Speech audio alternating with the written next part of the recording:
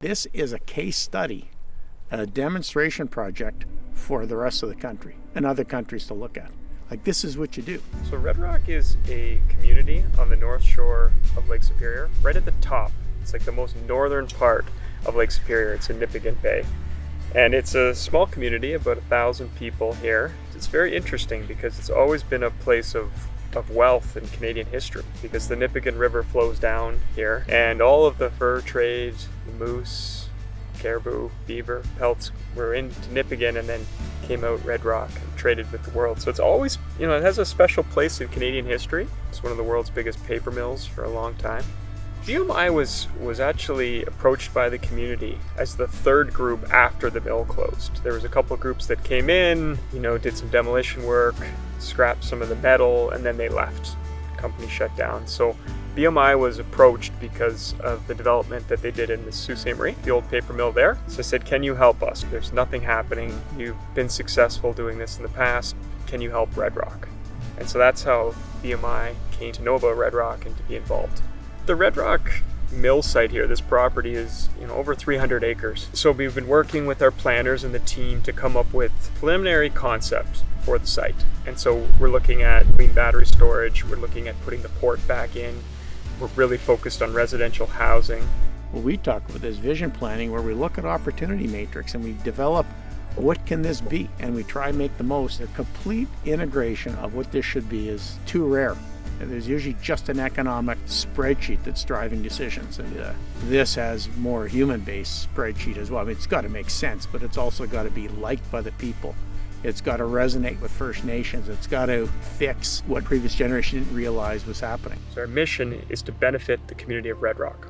Like, that is our mission statement. So whatever we're doing here on the mill site, in town, are we benefiting the citizens of Red Rock? So that's kind of our core.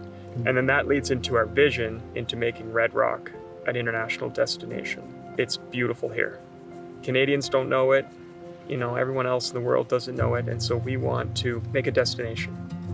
With the shift recently, with all the mining activity here in northwestern Ontario, in order to go green, the battery revolution, you need nickel, you need cobalt, you need lithium.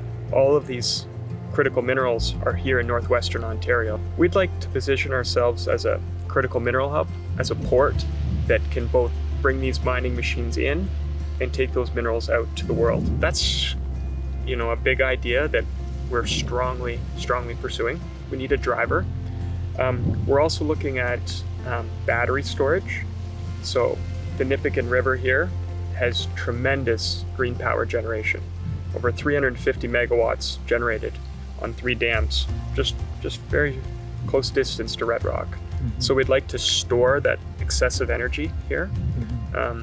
And we've participated in a process with the Ontario government to put massive batteries here on site. So we have not just clean power generation, but clean battery storage, which is critical to, moving to a sustainable energy future. You have to have the vision to understand this is a long game. This is just takes a long time, and so many investors are looking for quick return. This is going to have quick returns in respect to quality of life and messages to the world, but the economic returns will take time, and that's, to me, those are always the challenges, just managing that part, right? So where we are right now is actually an old landfill. We're on a garbage dump right now. With the mill closing over 15 years ago, it's really renaturalized. It's incredible. And so we've put up what I call the MVP, minimum viable product of a spa. And it basically consisted of us collecting red rocks from the property, taking some old bathtubs, putting in a sauna, and just saying, hey, give it a go. It's kind of this minimum experience. And what do you think? Are we onto something? Are we crazy? Is it a bad idea? You've got to visualize it, right? You've got to see the vision. And our vision is to make this a destination known for its beauty, because, look at it. BMI likes big ideas and big projects, and that's why we're here in Red Rock. This is a huge development, 5-10 years. It's extremely difficult, but it's extremely awesome.